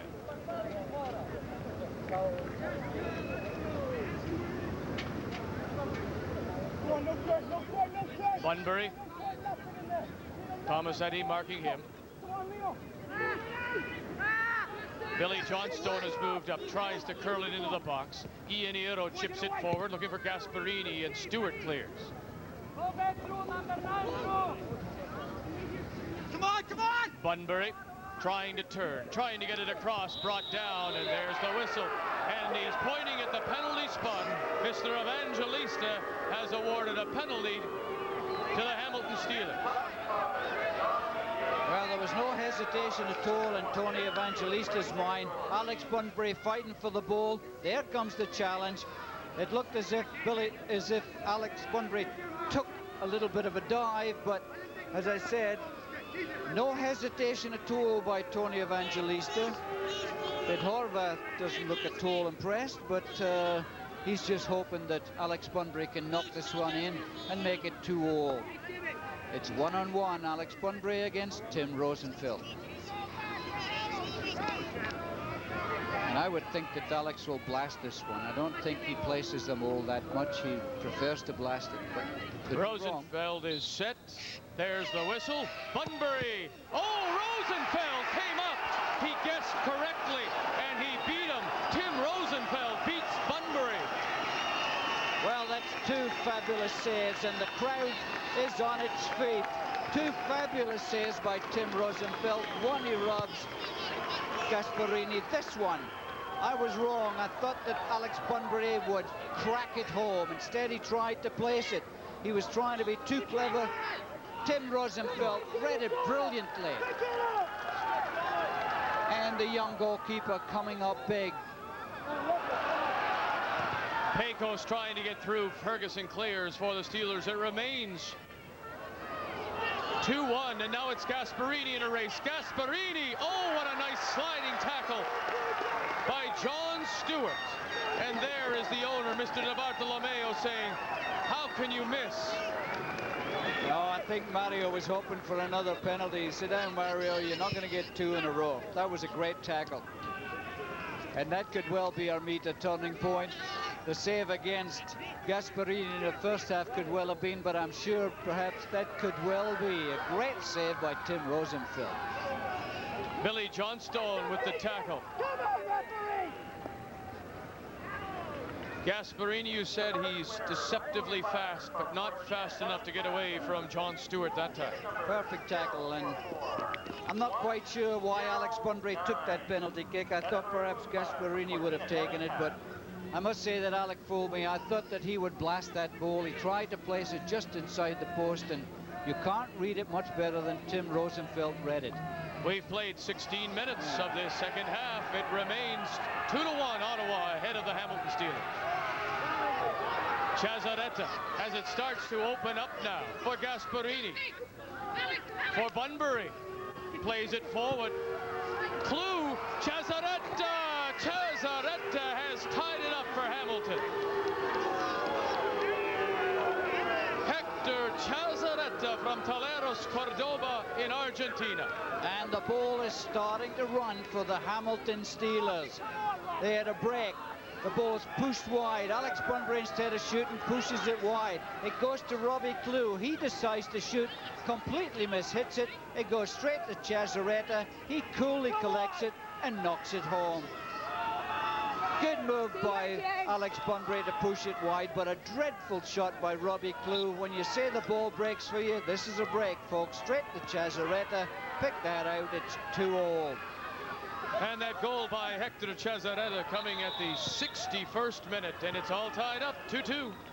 And the crowd here not at all pleased, because they were convinced that Ted Eck had been hacked down on the box by Gary Morrow. The play was allowed to go on, and as the Ottawa players stood and appealed, Hamilton broke quickly, and now referee Tony Evangelista is speaking with Ted Eck, and Ted Eck obviously saying, you didn't call the penalty, I was lying there injured, you let play go on, they scored. How do you play the game in Canada? Because I'm not accustomed to this in the States. But Tony Evangelista the boss, and Hamilton are square. 2 goals by Ottawa in the first half, and 2 very quickly here in the second have evened this game. Mr. Evangelista, always the center of any game he works, and certainly in this one he is again. Paul James. Jewett to James.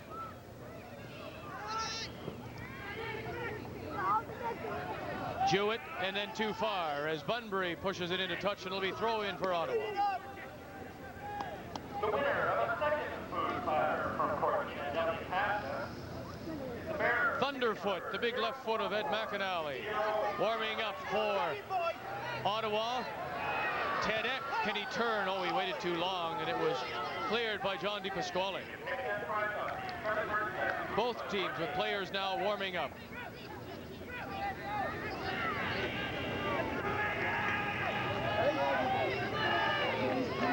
But you could see the gaps starting to come in that defense of the Ottawa Intrepid. It just opened up. And certainly that's the danger that Paul James has talked about. His team loves to push forward. They love to score goals, but they have a problem defensively. Oh, James neatly hooks it away from Bunbury, who is making the big run for Hamilton.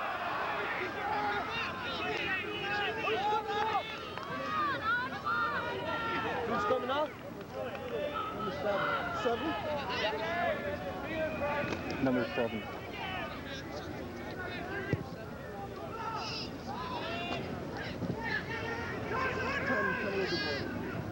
Wilkinson playing it forward for Eck, and Gary Morrow clears for Hamilton. Loy for Wilkinson. Eck is in the middle. So is Pecos, if they can get the ball there. Gilfillan moves up. Gilfillan trying to do it all himself and has it pushed away.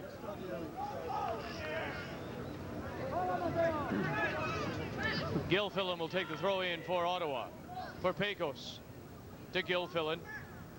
John Stone right there. Pecos lays it back for Wilkinson, and Morrow heads it away.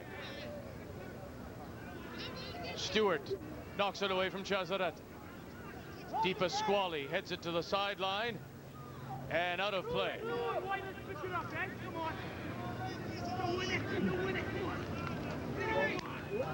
Throw in for the Intrepid, who have seen their 2-goal lead disappear.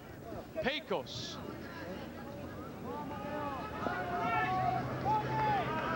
Waiting to come in, the 33-year-old Ed McNally in his 3rd season.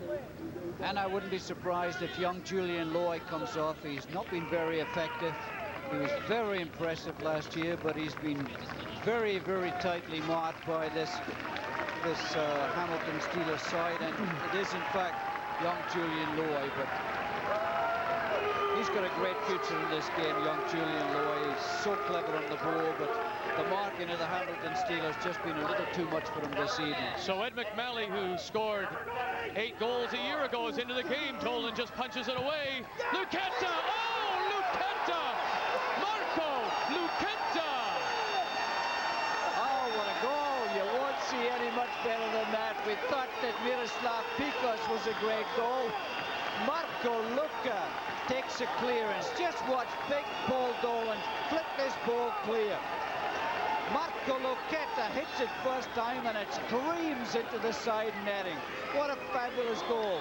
Good save by Paul Dolan to flick it on, but who would expect Marco Lucchetta to hit this ball on the volley, screams into the side netting, just under the crossbar, just inside the post. Oh, has to be the goal of the game, has to be the goal of the season so far. And the second goal of the game by Marco Lucchetta at the 66-minute mark gives Ottawa a 1-goal lead. They're back on top, 3-2 over the Hamilton Steelers.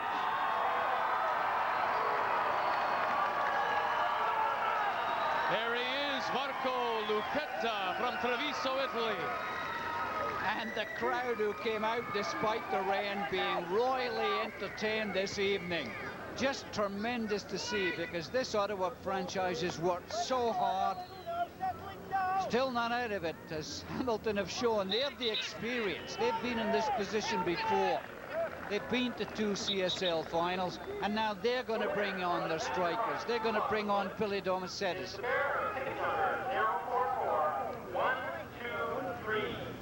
Marco Lucchetta, 2 goals, has Ottawa back in front. And a double substitution now for Hamilton. Coming into the game, number 9, Billy Domazettis, and number 10 making his first start for Hamilton after being acquired from the Toronto Blizzard, 24-year-old Mark Purdy. And what a brave move by Vid Horvath to bring off Chasaretta and to bring off John Di Pasquale. He's now going to play with 3 men at the back. And Mark Purdy and Billy Domazettis comes on.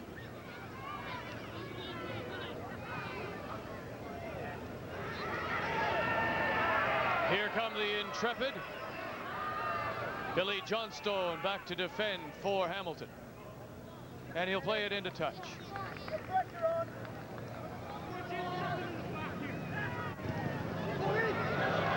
Dolan is there, as it seemed to sail just a little bit. Billy Domazettis, an 88 CSL All-Stars, has 2 goals so far this season, but started this game on the bench.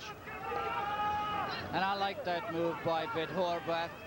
I don't mean to say that he's taken off John Di Pasquale, but it's nice to see that he puts one up front and he brings on a midfield player instead of a central defender. He reckons he's got enough players back to contain the men that Ottawa are going to put forward. John Di Pasquale's had an excellent game, but to have 2 centre forwards back there to mark Ted Eck, I don't think they can justify it. So it's just a numbers game. It was no reflection on how John Di Pasquale played. Bunbury trying to turn, and he can't. Paul James does it himself, brings it upfield, lays it off for Eck. Eck goes across, has McNally. Oh, and McNally with that big left foot, he lumps it on his left foot, and Dolan was equal to the challenge. Paul Dolan now coming up with big saves. It couldn't have run better for Ed McNally. It just about looked as if Vid Horvath's move had gone wrong. Ed McNally tees it up, cracks it for the near post, but once again, big Paul Dolan covered the near post and deflected it past for a corner kick. Pecos with the corner, and Gasparini heads it away. Jewett, and it deflects right to Dolan. Didn't move. Keep coming, go! Keep coming, go!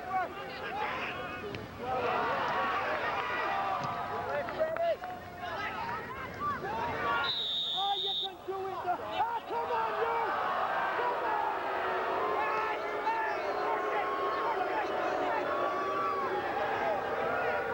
That's ridiculous! Our next prize is $2,000. The winner, wear the number. Drew Ferguson, who got Hamilton on the board, chips it through, looking for Gasparini, heads it just outside the box. Clue tries the volley, and it's cleared by Pecos.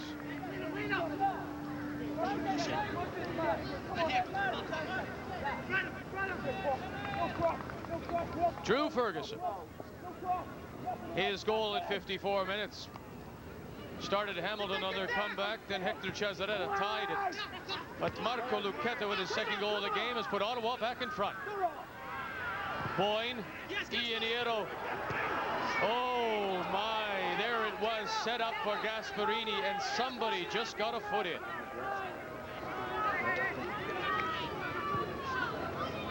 The winner of the third food fighter from Cortina della Pasta. Ticket number 0. It's 3-2 Ottawa. CSL Sunday is a Foster's telecast. Welcome back to the Terry Fox Athletic Complex in Ottawa. Vic Reuter along with Graham Leggett. CSL Sunday on TSN. We've got a good one. Ottawa leading Hamilton 3-2 in this battle for third place and possibly a tie for second in the Eastern Division. Both these teams with 4 points. North York just ahead with 6, and they're battling Toronto at Esther Shiner Stadium in North York. And if Ottawa can hold on, this will have been a good week. They're coming off a 2-2 tie with North York Rockets on Wednesday, so 3 points in the space of 3 days. Not bad for Paul James and his Ottawa Intrepid. Pecos, this is Lucetta. One-on-one with Boyne. Lucetta trying to squib it across, and now Ferguson will clear.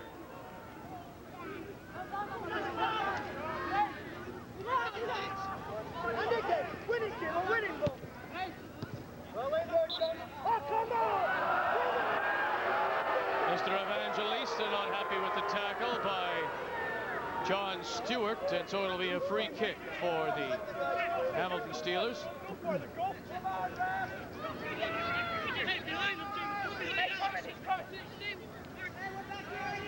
Drew Ferguson for the Steelers.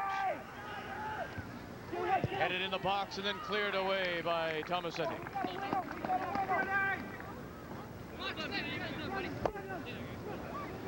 A good crowd on hand here at Terry Fox Athletic Complex. 1,325, and certainly I think it would be much more than that, but those are the numbers. 1,325. Certainly they've enjoyed every minute of it, and more so now with their team, the Intrepid, back in front. Well, it certainly looks more than that, and they're making enough sound for twice as many people. But at the end, the team's leading 3-2, but this game isn't over yet. Keep her going, Terry! And there you saw referee Tony Evangelista punish Hamilton for not taking the throw-in the right place. If you don't take it in the right place, it goes over to the other side. And there you see the time coming down to 15 minutes remaining. 3-2. Ottawa leading Hamilton. Ball on the near side for Domazetis. Doesn't win the race with Paul James, these two former teammates. James plays it into the middle for McNally, who overlapped a little too far and missed the ball coming back. Robbie Klug. This is McNally. Eck is in the middle. Pecos lays it off. Lucetta for McNally, and then it's Ferguson who hits it into touch, and it will be a throw-in for the Steelers. Ed McNally. 7 goals a year ago. They didn't expect him to be back, and he wasn't really approached until very close to the beginning of the season when Paul James says, I really do need you out here, and he agreed to sign again, but he was very close to not playing.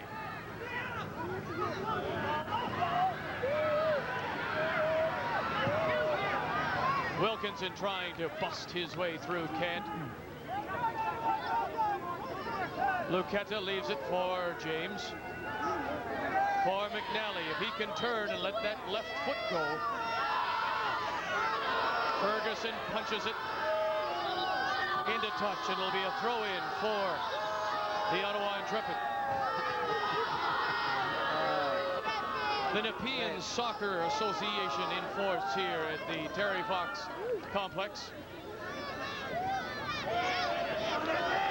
Well, I wonder who they would pick for the Foster's player of the game, because there are so many people this evening have had very good games. It's going to be so tough. There's got to be the favorite, Marco Lucetta, 2 goals. And his second one, what a beauty. He may be from Treviso, but he is a business grad from the University of San Francisco. But this past year played 3rd Division soccer with AC Pardenone.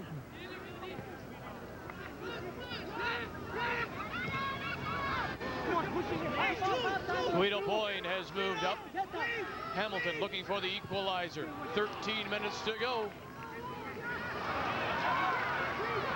Luqueta can't get away. Boyne plays it through, and nobody was running. Vid Horvath thought he might be having the miracle comeback, but it's been stopped by this man and his team, the Intrepid Paul James. It looked very much as if Hamilton were on the way to a miracle comeback, but miracles can be snuffed out quickly when Marco Luqueta hits goals like that. Giveaway. Ianiero. Tedek can't get away. McNally with that left foot. McNally skips it in, still loose, and then Luqueta tries to put some pressure on Paul Dolan.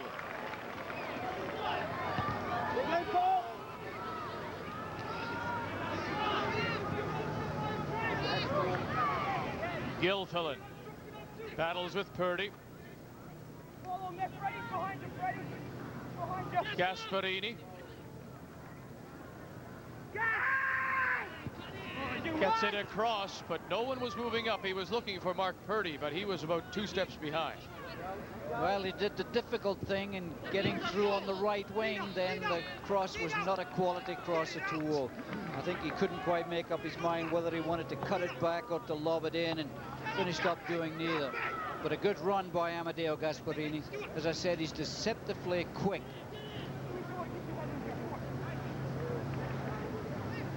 Tedek trying to clear it. It'll go off the Steeler player in a touch, throw in quickly taken by the Intrepid. McNally not that quick to catch that ball. This is Luqueta. James, a little give and go, doesn't. Oh, look at the little speed of Luqueta as he forces the Steelers to give it up. A little bit of a pressure game by Marco Luqueta. Well, Marco Luqueta was trying to make up for the bad pass he gave Paul James. It was a hospital ball, 50-50 ball. If you're receiving the pass, it's not the kind of ball you want to get. That was offside. The offside flag from Adriano Brunetti goes up, and it was a sort of a half-hearted flag. It went up in 2 and 3 motions, and the fans, and certainly an Intrepid player, thought that Eck might still be onside.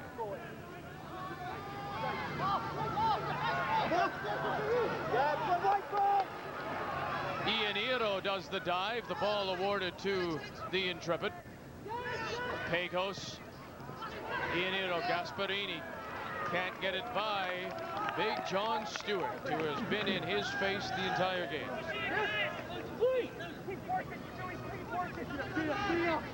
It's turned out to be just an absolutely great night for CSL soccer here in Ottawa after an early quick shower.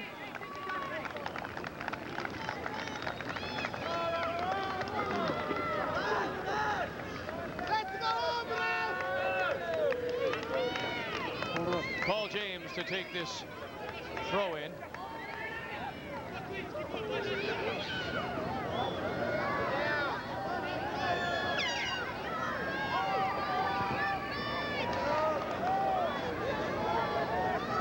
Remaining in this second half. 3-2, Ottawa leading Hamilton. Gasparini controls. Jewett trying to run him down for Hamilton.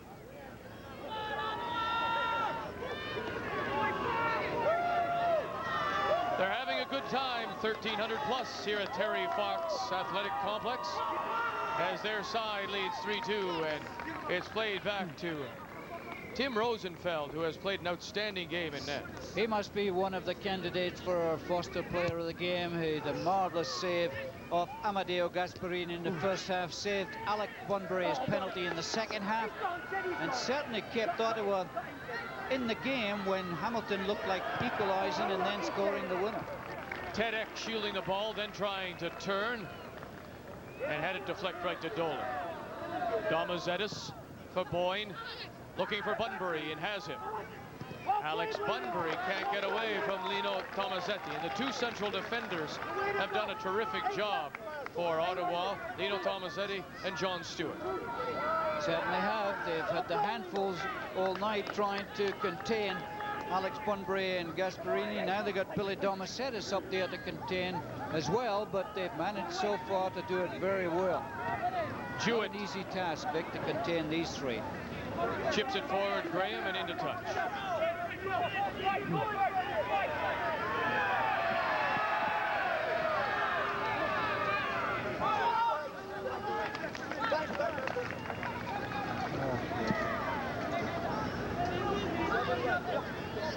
Paul James with a throw in for Ottawa.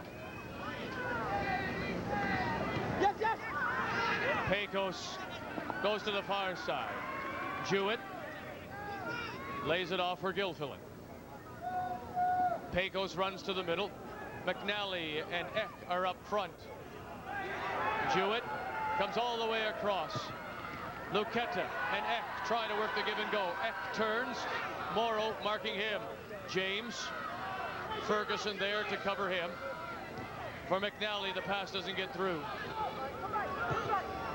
Ianiero for Bunbury, trying to control it, brings it down neatly. Bunbury all the way across the field. Robbie Clew has it taken away by Wilkinson, who plays it up the field. This is Ted Eck. Brought down. Is there a whistle?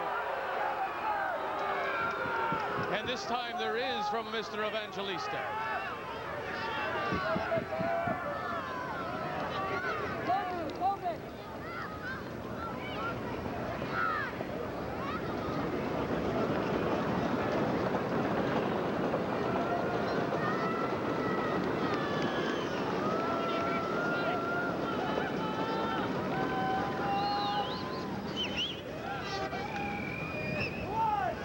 Chipped into the box. Eck is there, so is Morrow. Ferguson heads it away for Hamilton. Cleared up the field by Clew. Gasparini trying to run under it, and oh my. Dangerous play by James as he cleared it back. At Gasparini right there, and so was Rosenfeld. Well, if you're the player coach, you know you're not going to get a rollicking from the coach for doing that pass back, but anybody else would have from Paul James. But it turned out okay, so it was justified, but a little risky with Amadeo Gasparini lurking there. Oh, Luqueta, a little heel pass from Eck to Luqueta as they work the give and go. Eck can't get by. The reliable, the veteran, Drew Ferguson.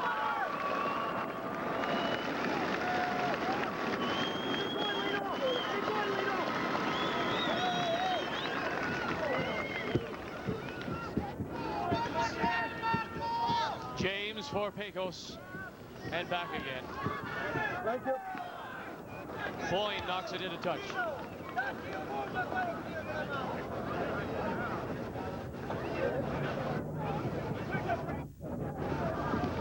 Ted Eck trying to turn. He does. Yeah, McNally! Ed McNally! Welcome back, Ed. Welcome back. Left out to the side so that Marco Luqueta should start. Ed McNally, brought on as substitute, takes advantage of a superb play by Ted Eck to knock it in. Watch the control of the big striker. Turns Morrow well, cuts it back. Ed McNally's left foot. Thank you very much. It's now 2-goal lead for Ottawa Intrepid, and Ed McNally, another goal. And that goal by Ed McNally coming in the 86th minute. 4-2 Ottawa leading as they've rebounded. After leading 2-0, losing it, and then coming back with a pair. 4-2 Ottawa over Hamilton. But what good skills by the big U.S. striker, Ted Eck. Just brilliant. Final scores on the CSL Sunday. Edmonton wins 3-1 over Calgary. Montreal leading Winnipeg 2-1 in their home opener at Claude Robillard. And it's a final at Esther Shiner Stadium, a record crowd of 2,930. Toronto and North York, a scoreless tie, so Toronto will remain in first place with 8 points, North York with 6. And Ottawa on their way to their 4th undefeated game in a row. Pretty tough for Hamilton to come back now. 2 goals down, Ottawa controlling the ball. Jewett trying to sidestep everybody, does a good job. And Boyne back to defend, and boy, has it opened up. We talked about the number of goals that Paul Dolan has given up so far. He gives up 4 in this game.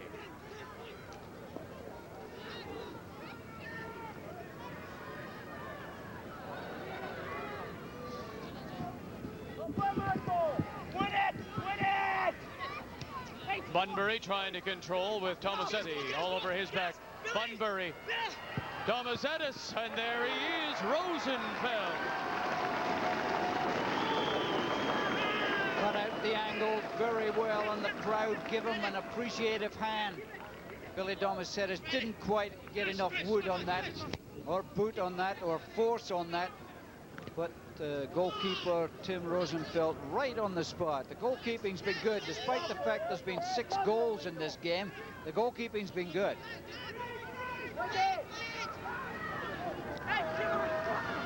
Paul James.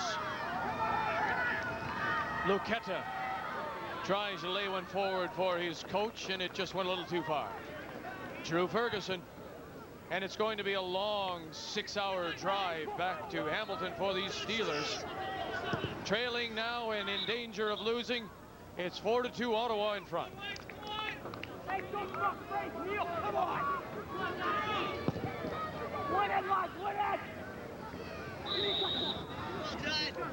Gasparini charged with the foul for backing into the Intrepid defender.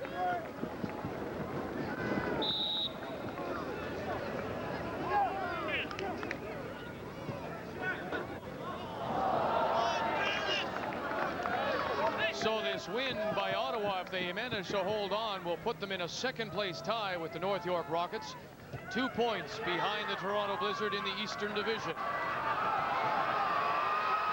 Oh boy, even with his speed, Lucetta couldn't get there.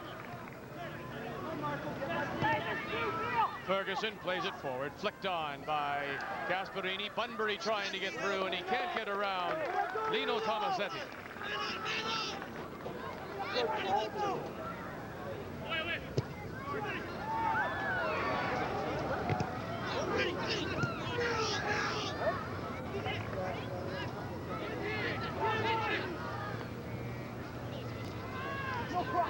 Damazetis.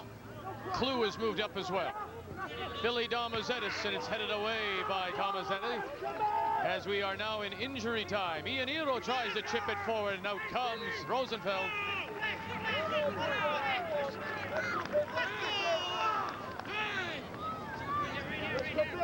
Mr. Evangelista still hasn't checked his watch.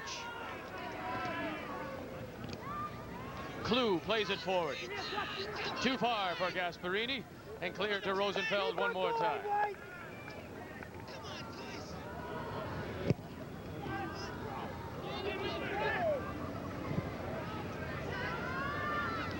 McNally goes up for it. It'll go into touch, and it'll be a throw-in for the Intrepid.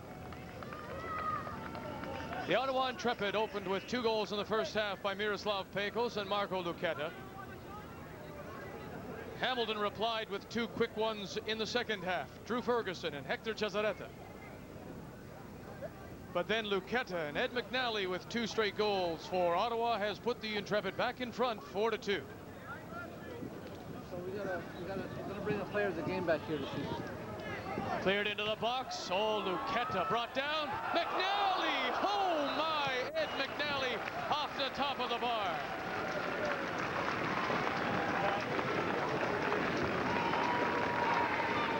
And Vid Horvath saying, well, we could have been down 5-2. Ed McNally enjoying coming on as substitute. Hits it with his right foot. How's that, Ed? Not bad.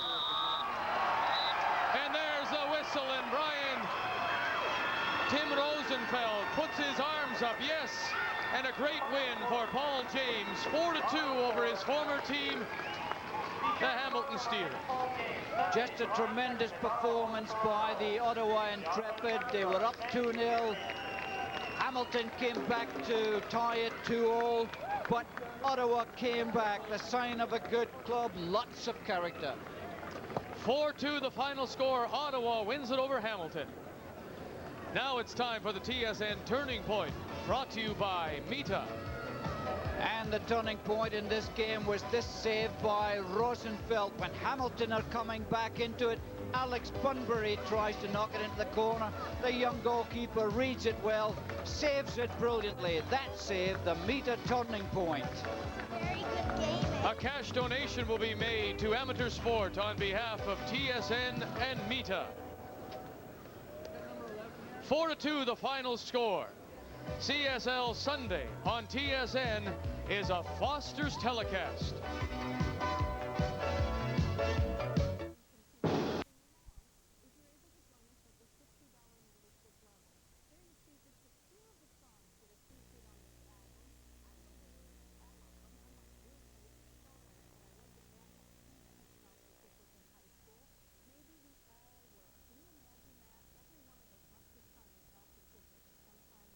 Thought that the stadium was just a little too far from their soccer public here in Winnipeg, so they decided to make a move, and the move seems to have paid off. They are now on the artificial turf of Winnipeg Stadium, the home of the Winnipeg Blue Bombers, averaging now 3,500 people a game, and today expecting a crowd as much as 10,000.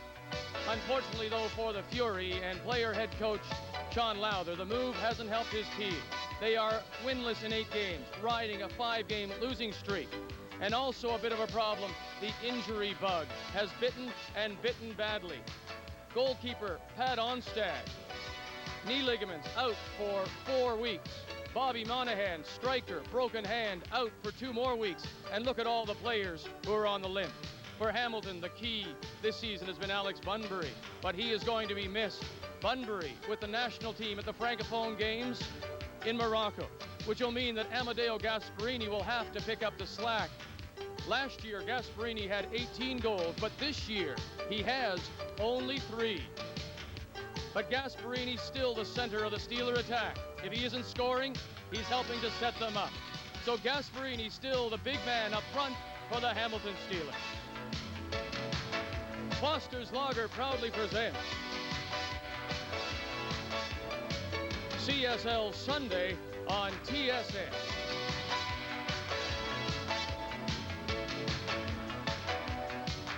We're in Winnipeg. The Fury against the Hamilton Steelers. And in their brand new home of Winnipeg Stadium. Hello again, everybody. I'm Vic Rauter, and welcome to CSL Sunday on TSN. We could set a record here this CSL Sunday, a crowd of some 10,000 expected. And so, as we say, the move for the Fury has paid off, and they hope certainly that this big crowd will go home happy today because they have had their problems. As we take a look at the Western standings, you can see that the Fury, despite their 8-game winless streak, are not out of it. Only 2 points behind that final playoff spot currently held by Edmonton. The Brickmen are playing in Montreal. In the East, Hamilton in 3rd spot right now have an opportunity to move by Idle North York within 2 of Toronto, who are playing Calgary at Varsity Stadium. The Hamilton Steelers are winding up a 3-game road trip here in Winnipeg. It started a week ago against the Vistas in Victoria. Then on Friday night, they had a 1-1 tie against Vancouver as the 86ers extended their unbeaten streak to 38 games. So now they come in here. 2 days later, are they a tired team? Let's find out now as Graham Leggett is standing by with the Steeler captain, Drew Ferguson. Drew, you're coming off a tough road game. Victoria, Vancouver, 2 of the toughest sides in the league. Old guys like you must be getting a little weary. Yeah, I think the old guys are, but I'm still not quite there yet for that category, Graham. But yeah, we've had a great road trip. We played in Victoria on a very large field, and we got a good 3-1 result there, which the team was very pleased of. And we just gone to Vancouver Friday and came away with 1-1 draw, which is a really well-deserved point. I think we could have gone, with a little bit of luck, we could have left with 2 points. And now we're here in Winnipeg for a game we hoping to take 2 points away from, and we'll be disappointed if we don't. Well, I'm sure the crowd here will be delighted if you don't, because they expect a huge crowd. Drew, many thanks for joining us. Good luck the rest of the season. Thanks, man. Graham, thank you very much. Joining us now, the player-coach of these Winnipeg Fury, Sean Lowther. The injury bug, it has been a problem. This will be the first game, I guess, in quite a few where you've almost got a totally full lineup except for the goalkeeper, Pat Onstad. That's correct. It wasn't since our last game against Everton, first game of the season, where we had a full lineup, and today we'll have everyone back except for Bobby Monaghan and Pat Onstad. What about this stadium and playing on turf? I know you've been familiar with it, but what's it like to play all your games here? Actually, this turf is one of the better types of artificial turfs, and just like grass, you have different surfaces. It's the same with artificial surfaces, so it plays quite well. It plays fast, and it gives an enjoyable game. Sean, thank you very much. We wish you the best of luck. The wind, it may be a little bit of a problem because it's blowing right out of the north. When we come back from Winnipeg Stadium, we have the Winnipeg Fury, the Hamilton Steelers. CSL Sunday on TSN is a Foster's telecast. It's the Hamilton Steelers, the Winnipeg Fury, CSL Sunday on TSN, and look at the crowd. They've got a great promotion staff here in Winnipeg, headed by General Manager Mike McKee, and what a job they have done. A record crowd of some 10,000 expected at their new home of Winnipeg Stadium. There you see the Winnipeg Arena. That's the home of the Winnipeg Jets as we take a look at the starting 11 for Vid Horvat and the Hamilton Steelers. And he's going with a 4-4-2, Dolan in goal. The back four, Morrow, Ferguson, Marinaro and Boyne. The mid four, Ianiero, Gray, Vanis and Purdy. And up front, the Argentinian connection, Gasparini and Chazaretta. The starting keeper for the Hamilton Steelers, 23-year-old Paul Dolan. A year ago, the #1 goalie in the CSL with 10 shutouts and a .96 goals against average, an all-star in 1988. The starting 11 now for the Winnipeg Fury and player coach Sean Lowther. Well, he's lining up a little different. He's going with a 3-4-3. Brian Rosenfeld over from Toronto in goal. The back three, Tony Nachito, Sean Lowther and Ian McLean. The midfield four, Foley, Cambridge, Burns and Clark. And up front, the three strikers, Van Dremelen, Hardy and Jeff Unger. Brian Rosenfeld, on Friday, a backup keeper in Toronto, now recalled because he was on loan to Toronto, and with the injury to Pat Onstad, has been recalled to the Fury and is their starting keeper. He played 4 games for the Fury last year with a record of 1-3. They are playing on the artificial turf here at Winnipeg Stadium, and the out-of-bounds lines, you won't be able to see them that well, but they are about another 2 yards wider than the football markings, as they play half in shadow and half in the sunlight here at Winnipeg Stadium. All right, you're on artificial turf. How do you play? Many NASL players remember this. Most stadiums are like this. Well, it teaches you to play the ball to feet, because if you hit it long and hope to run onto it, the ball will run away from you. So look for balls to be played a lot more to feet. Thrown out to the near side for Mark Purdy. Into the middle for Jerry Gray, and he'll play it back to his keeper, Paul Dolan. The Hamilton Steelers in the traditional Hamilton colors of gold shirts, black shoulders, and black shorts, and the Winnipeg Fury in all white with red numbers.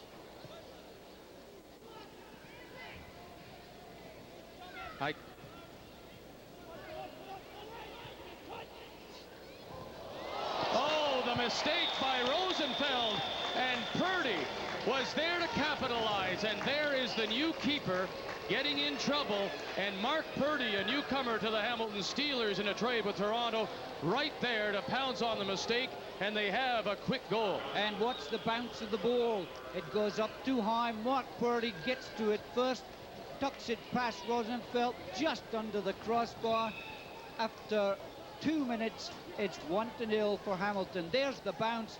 Mistake by the goalkeeper and the defender, but Mark Purdy, full marks for being alert, taking his opportunity beautifully.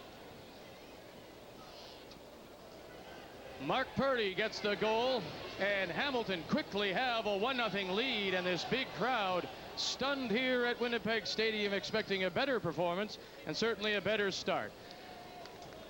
Mark Purdy, who joined the team from trade in Toronto with Toronto, that brought Colin Samuel and Paul Hammond to the Steelers in exchange for Tom Pan-Hewson. In 1987, Mark Purdy played in Ottawa.